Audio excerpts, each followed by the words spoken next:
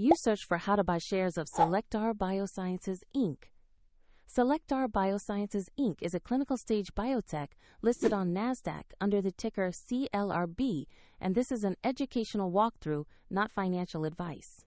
To buy shares, you need a broker, and I'll use eToro as an example to demonstrate the process.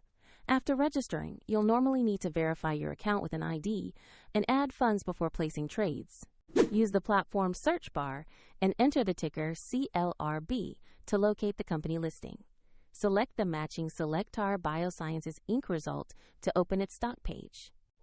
On the stock page, review the basic company information and the price chart to confirm this is the correct CLRB listing. Make sure the company name and NASDAQ listing match before proceeding. Tap Investor Trade, enter the amount you want to allocate, check the order type and fees, then review and confirm the order. If the market is closed, the order may execute when it reopens. If your account lacks sufficient funds, the platform will prompt you to add money before final confirmation.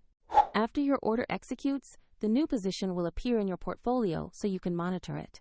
Find the eToro link in the description if you want to visit the platform in a new tab.